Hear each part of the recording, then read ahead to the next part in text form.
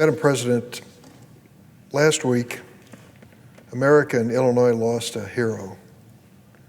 Lorenzo Cervantes was his name. He'd been a steel worker living in the small town of Sterling, Illinois, in the Rock River Valley.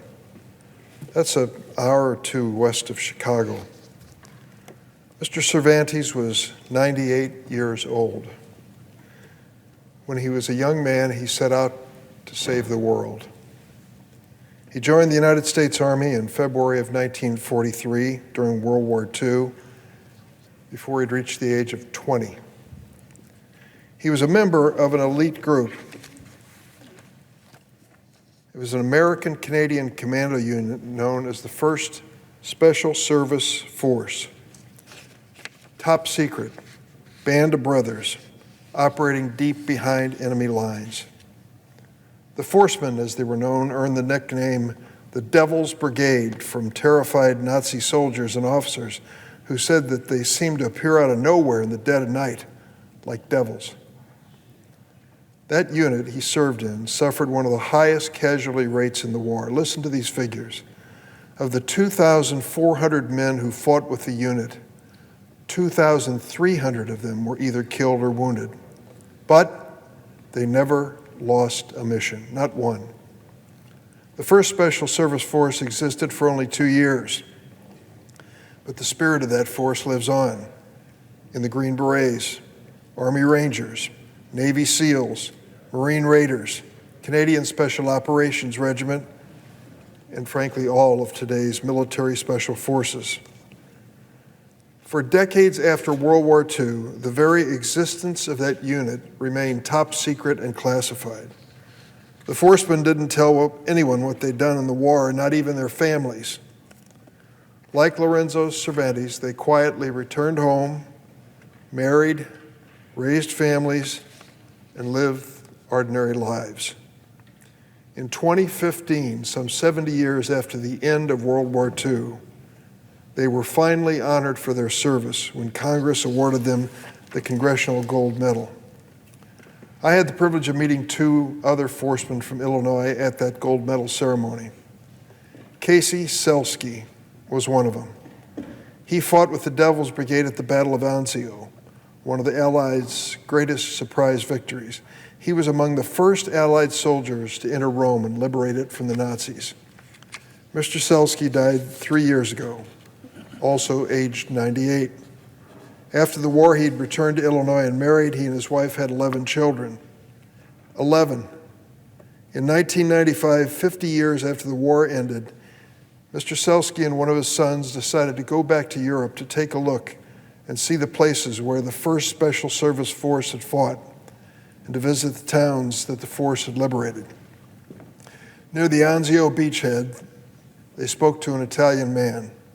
When the man realized who they were, he dropped to his knees, broke out in tears, and thanked Casey Selsky of Illinois. The Italian man said to his son, "This is one of the soldiers who saved our village." Casey Selsky turned to his son and said, "All these years, I wondered what I was doing. Now I know." After World War II, the United States and the leading free nations of Europe worked together to create a new system of rules and institutions to guard the peace of World War II and to reduce the risk in Europe that we would ever again descend into the hell of war. The most important of these new institutions was called the North Atlantic Treaty Organization, NATO. Among its most important new rules was the commitment that nations must never again wage wars of conquest against their neighbors. For more than 75 years, the new rules and institutions largely helped keep the peace in Europe. But then came Ukraine. With its barbaric attack on Ukraine, Russia is waging war not only against a sovereign nation, an innocent, unprovoked nation. Russia is attacking the very system of democracy and rules-based order for which 400,000 U.S. service members died in World War II, and many more have given their lives since. Vladimir Putin is seeking to restore some mythical Russian empire. He wants to demolish NATO And he wants to drag the world back into a blood-soaked past when kings and tyrants waged wars of conquest to expand their territory and fill their coffers. As Russia's barbaric, bloodthirsty war against Ukraine enters its third month, it is clear that Vladimir Putin has miscalculated disastrously. He thought his forces were so overwhelming that he would occupy Kyiv, the capital of Ukraine, in a matter of days, that he would remove Vladimir Zelensky from his power in Ukraine, and that he would install a puppet government that would once again take orders from Moscow. Instead, Kyiv still stands. Zelensky is still in control, and Vladimir Putin has been frustrated by the determination, courage, and resiliency of the Ukrainian troops. He has suffered heavy losses. Russia has lost the battle for Ukraine to date. Vladimir Zelensky is still Ukraine's president, and Russian forces are demoralized and depleted. Instead of seizing Kyiv and all of Ukraine, Russia is now regrouping to try to pick one region that they can conquer, the Donbas region, which they've illegally occupied since 2014, and to seize the Black Sea port of Mariupol. Russia's economy is increasingly staggering under the weight of some of the most powerful sanctions ever levied against any nation in the history of the world. The effect of these sanctions against Russia will become even more onerous in the months ahead, as Russia is unable to buy parts and equipment to keep its basic industries thriving and other key sectors of its economy functioning. The sanctions also target the oligarchs, the kleptocrats, Putin's fraternity, who've helped prop up his corrupt regime. They're losing their super yachts. Isn't that a heartbreaker? Their vacation dakas, and some are starting to lose their lives, a fate that seems to befall a strange number of people who get close to Russia's KGB thug, who happens to be the leader in Russia today. The Russian government has given up any pretense it once had after the breakup of the Soviet Union of ever becoming a democracy. I say that with some sadness for the people of Russia, that they have been relegated to the role of pawns in Putin's escapade. A new censorship law has taken effect. It makes it a crime punishable up to 15 years in prison to even describe the invasion of Ukraine as a war, or to describe Russia's assault on Ukraine in honest terms. You can go to prison for that in Mr. Putin's Russia. It was just a few weeks ago I met upstairs in my office with a Russian journalist and opposition leader.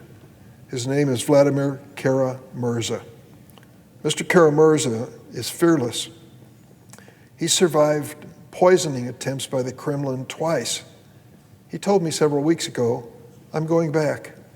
I said, "Why?" He said, "There's work to be done." He told me about his opposition to Russia's war in Ukraine, the increasing opposition to the war with Russia, and his hope that one day Russia will be part of the community of democracies.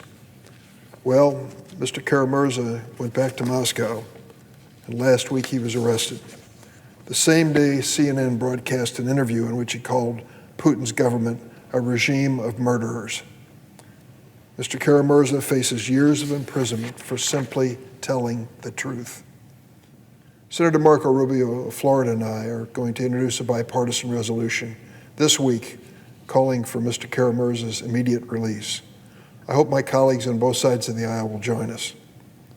Vladimir Putin also badly miscalculated the unity of NATO and the will of free people to defend democracy.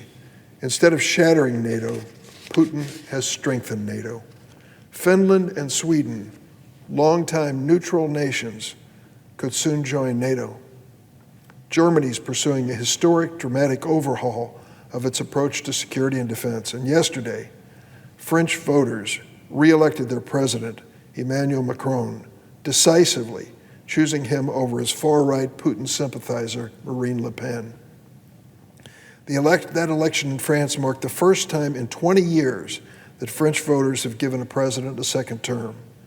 It's widely viewed as, among other things, a vote of support for NATO and Ukraine and against Putin and his Russian aggression. Vladimir Putin also gambled that America would be too weak and divided to oppose Russia's assault on Ukraine. Badly mistaken again. Republicans and Democrats are standing together in support of Ukraine, as are the American people.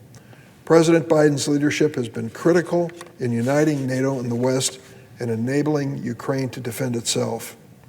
Yesterday, Secretary of State Antony Blinken and Secretary of Defense Lloyd Austin traveled to Kyiv and met with President Zelensky personally to show Putin and the world that the United States of America stands with the Ukrainian people in their heroic defense of their homeland. The U.S. is providing Ukraine with the military equipment to defend itself, but it takes the courage and determination of those men and women in Ukraine to make it work. In the last 2 months alone, America has committed to Ukraine an unprecedented $3.7 billion in military equipment, including howitzers, helicopters, ammunition, tactical drones, and more. Ukraine's armed forces are using this equipment, performing brilliantly. The coming weeks will be difficult. They may be decisive. In concentrating its assault on the Donbass, Russia is moving the war from cities like Kyiv and Kharkiv to a more wide-open landscape where its heavy artillery seems to have an advantage. In addition, many intelligence reports suggest that Putin is desperate for something he can call a military win by May 8th, which Russia celebrates as Victory Day, marking the Allies' defeat over Nazi Germany in World War II. The tragic irony is that in this war, Russia is using many of the same tactics used in World War II, attacking a peaceful neighboring nation, intentionally targeting civilians, and committing heinous war crimes. This Senate voted unanimously last month to condemn Vladimir Putin as a war criminal. We must continue to stand with Ukraine and for democracy and for the rules of civilization which so many Americans fought for and died in World War II and since. I started this comment on the floor this afternoon, remembering a World War II vet in Illinois just passed away at the age of 98, Lorenzo Cervantes. I've spoken to so many of those vets and said, "What were you fighting for?" And they said, "We were fighting for our buddies right next to us. We were going to bring each other home safely." So we kept the fight. And we were fighting for our families. We believed our family name was at stake, and the courage we showed would reflect on them. And we also were fighting for a nation, the United States, which we were proud to serve and risk our lives for. But most of all, we were fighting to make sure our kids didn't have to do the same. We were willing to sacrifice, even give our lives, so that our kids could live in a peaceful world. Well, for almost 80 years, that was a fact after World War II and the service of Lorenzo Cervantes and hundreds of thousands of others. And then came Vladimir Putin with this unprovoked attack on Ukraine. He thought they were a pushover. He had this massive Russian army, mobilized them over a span of months, ready to attack. And when he launched his attack, he expected the people of Ukraine to fold, quit, and leave. But they didn't. They fought, and they've been an inspiration ever since. Putin wants to write a new world order. He wants to say to the living veterans of World War II and their families, "You wasted your time. I can do this if I wish. I have the power." But he's run into a force he didn't anticipate. The Ukrainians have done an incredible job, an inspiring job to the world. And I want to, of course, say a word of praise to their president. Mr. Zelensky started in life as a stand-up comedian. Somehow or another, he's become the world's leading stand-up president, standing up to a tyrant like Vladimir Putin, inspiring people all around the world to join in this effort to save his nation. I'm glad that the United States is on board, and we will continue to help him until Putin is finally gone. The genocide which he's inflicting on the Ukrainian people is an embarrassment in the 21st century. To think that this could happen in the so-called civilized Western world is virtually unthinkable. We've got to make a stand, and I'm glad that we have, and I support President Biden and the NATO alliance for standing behind the people of Ukraine. Madam President, I yield the floor. Suggest the absence of a quorum.